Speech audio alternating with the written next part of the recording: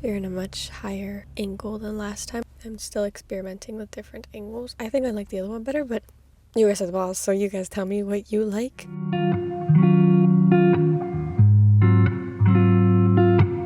Actually, before anything, can I please show you Daisy? And when I show her to you, can you act like she's the cutest cat in the whole wide world? Thank you.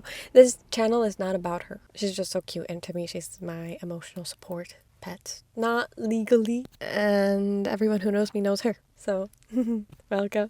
And can I just show you her, and then you're gonna be like, wow, she's so cute. Also, did she scratch me? Yes, she did. She's innocent. We're just gonna tell people that I fought a lion and I won. Okay, but I'm gonna show you her, and again, just, oh my gosh, right now she's on my lap. Cute, no? Did you see her pink little one? She's so cute, right? Somebody commented in my last video, they said, does she have an Australian accent? Or I couldn't tell if you had an Australian accent. I do not. I do this thing where I just add a whole bunch of accents when I talk. I think it keeps it interesting. I don't do it purposefully. I'm sure it can get annoying. I promise it's not on purpose. I do the same thing when it comes to Spanish. Don't worry. También los enfado a ellos. Don't you worry about a thing. I did it right now. I'm from the US of A, and my ethnicity is Mexican. Am I doing a little Q&A? No, I'm not. But now you know. Okay, so in this diary entry, I want to talk about how I take care of my mental health as a Christian. A lot of the things that I'm going to be talking about are referencing St. Ignatius of Loyola in his spiritual exercises. Just to give you a little background, when I was discerning religious life, I was speaking to my vocational director, I think is what they call them, and she put me through the exercises of St. Ignatius. And one of the ones that stuck with me was studying consolation and desolation, and it's something that has stuck with me to the point where I still put it into practice now. So I am not taking the approach of a teacher. St. Ignatius here is a teacher. We're all studying his exercises.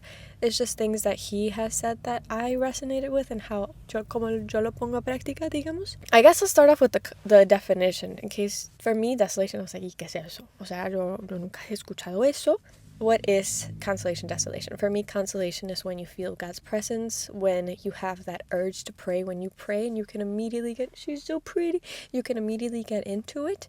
And if anything, it's hard to get out of it just because you're so in love with God's presence and you're so overwhelmed by it. You do not want to leave. That's when your soul is the happiest.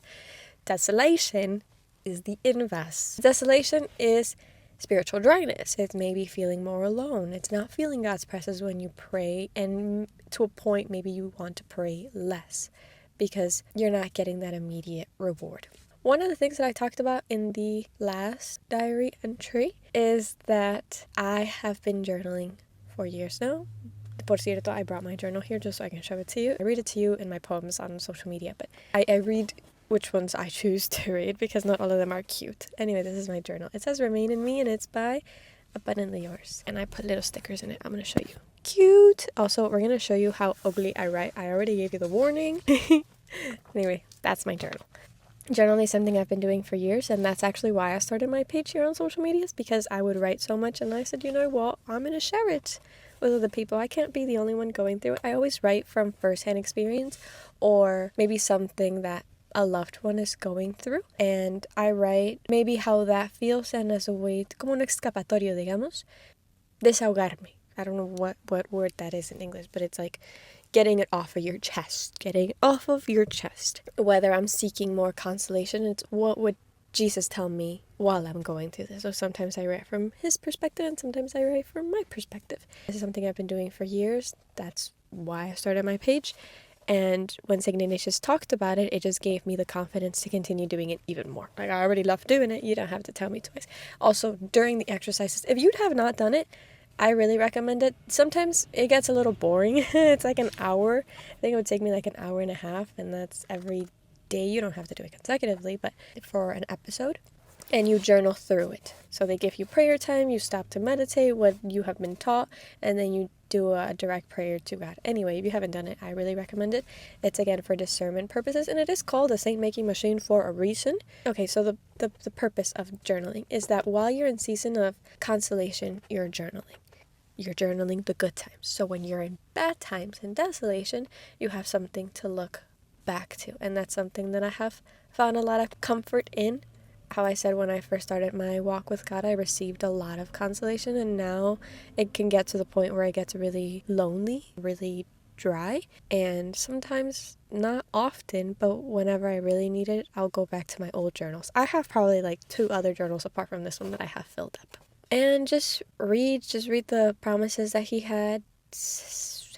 has given me, and read about his love, read about his passion and how much he loved us in order to go through such suffering.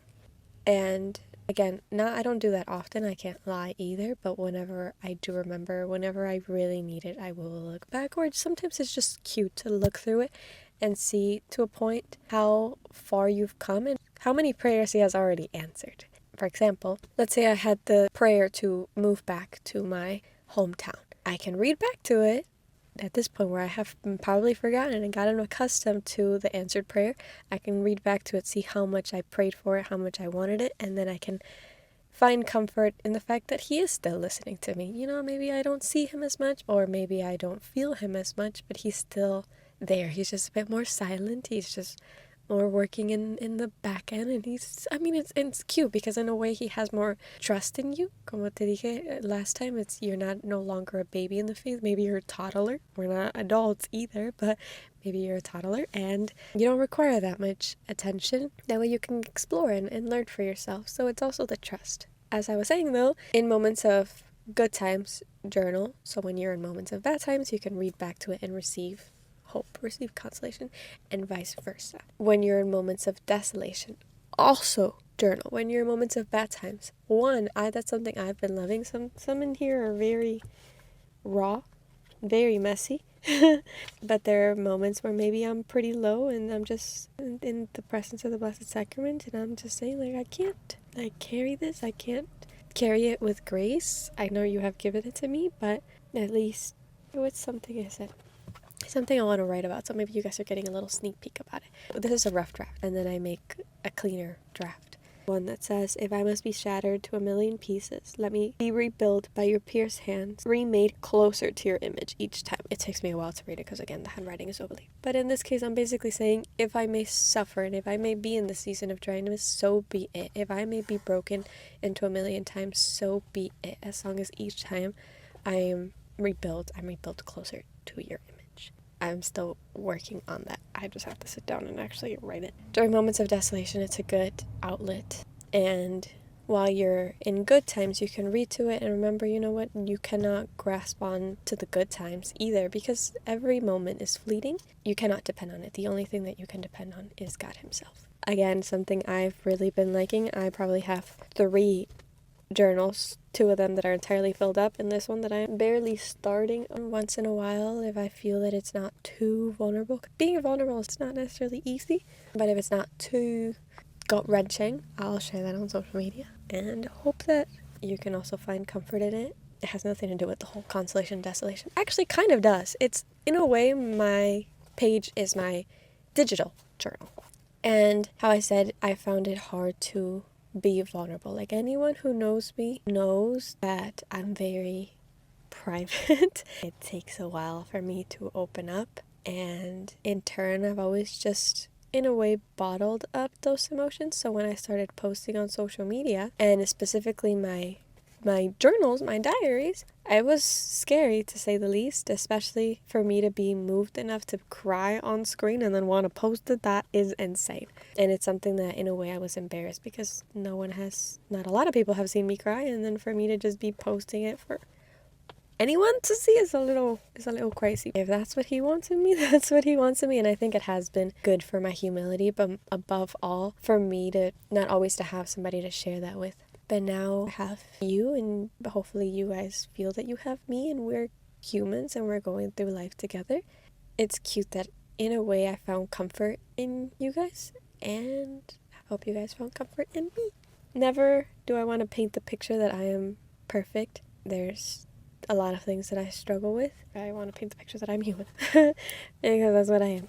Something else that I have found a lot of comfort in. Actually, no, this is interesting. He says that when you're in a season of consolation, you are more sensitive to God's voice. And when you are in a season of desolation, you are more sensitive to the enemy's voice. So with that said, when you're in a season of desolation, do not make any major change. You are not in the space in C. You are not in the mental capacity to be making such serious decisions. But when you're in a season of consolation, estás más centrada. That's when you can rely more on God's wisdom, rely more on His guidance, and I guess make a better decision for yourself. Because sometimes, I think especially when you're down in the dumps, you're looking for a way out, and maybe the ideas that come to your head, just to give you some random ones, not to say that I have thought about it, but just to give you random ones, you're like, I'm gonna move halfway across the world, I'm gonna change my identity, I'm gonna get a passport, and I'm not gonna be me. That's a bit extreme, you know? And then when you come to your senses, when you calm down, it's gonna look more like, you know what, this is life. It's a cross, and it's a cross that I'm supposed to love. I don't need to move halfway across the world and change my identity. I need to be me, but do it with love. Another one is whenever it's not easy to pray. That's when you need to double down on your prayer even more. This is not the time for you to say, and I'm telling this to you, Jenny, this is not the time for you to say, I don't feel like praying a rosary. I'm not gonna. Instead, I'm gonna go do this. No, girl. No. If you don't feel like praying a rosary, this is something that a sister said. She said, if you don't feel like doing the rosary, you're gonna do a rosary and an extra decade. Why? Why, you might be asking yourself. The way she explained it to me was that when you don't want to do something, that's obviously the voice of the enemy saying, like, you don't have to do it, you don't feel like doing it, you don't even feel God's love, why are you going to try? And you're going to, in a way, laugh in his face, and you're going to say, oh, you wanted to slow me down? You want me to sit down? No, I'm going to do it, and then some. I'm going to laugh in your face. When you're in a season of desolation is when you need it the most. So if you get lazy in prayer, when you need it the most, how do you expect to get stronger? You're going to get weaker. How do I put it in terms that it would be easy to understand? Because I'm over here struggling to explain it. If you are hungry, that is a time for you to eat more, right? That's not the time for you to eat less. You are hungry. Same thing goes for your soul. I think that makes it a bit more digestible, right? That makes it a bit easier, and above all, it gives you strength. So something that I have noticed in my day-to-day is that maybe I don't feel it as much, but I need to go to daily mass as often as possible. I need to. And si se me da la oportunidad, if I have the opportunity, stay in adoration at least a couple of minutes, at least.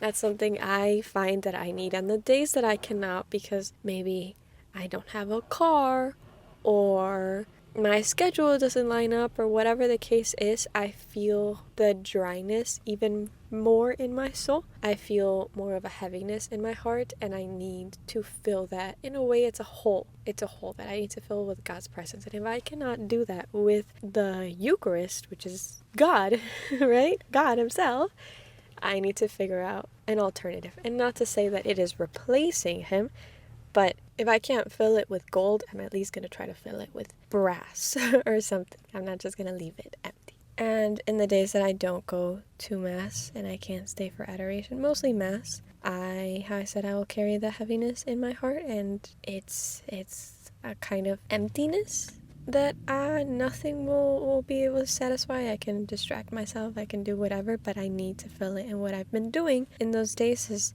worship. I go back to my roots. I told you that's actually how I encountered him for the first time. It was through music. I like to sing. Do I sing that good? No, I don't. But I like to sing. And to be singing his name fills that little huequito en mi corazón que me hizo falta to receive him. And I think it's cute, because when I can't go out of my way to find him, he'll still humble himself to find me. Not in the same manner, because the Eucharist is the Eucharist. We love the Eucharist. But in a way to find his girl, to find his daughter, and still remind her that, maybe there is a season of dryness, but he still hasn't forgotten about her, and he's still there, and he still loves her. And how I said, that's something that has been really helping me. What I tend to do is me pongo la música, and I'll clean. Most likely I'll fold laundry, because laundry nunca se acaba, como ustedes saben, or I'll do a little self-care day. I love doing little self-care days. Maybe I could film one of these days. Right now I'm just waiting for my nails to grow so I can paint them. But I call it my girl's day. with Mary, because most of the time I'll like be praying the rosary, or I'll be playing more canciones marianas, and we have a little girly pop day. I'll, exfoliate, do a hair mask, do my nails, and I do them myself because it's a nice little creative outlet. And I'll just be playing worship music in the background, and it fills that little huequito que me dejó la necesidad de ir a misa. I think that's about everything I can think of. My little girl is purring. She really wants attention. If you know anything about her, she's a rescue. And she never learned to purr. But the way I know is you touch her neck right here and you'll feel the little vibrations. And right now she's vibrating. I'm going to put the microphone up to her mouth though, and then I'll see if you can hear anything, okay? But yeah, I think that's about everything. I hope this helps somebody out there. And just to preface, is that even the word? Sometimes I use really fancy words, but I don't really know how I'm using them. But just to summarize, to repeat myself, I don't know what the word is. I am not an expert. If you want to learn about consolation, desolation, and how to deal with it in a more theological sense, that is the exercise of St. Ignatius. If you want to hear how those exercises have been put into practice in a real life person, that's me. Hi. But yeah, I hope this helped. I'm not going to grab her to say bye because she's running away, but she says bye. Okay, that's it. Thank you for watching. Ciao.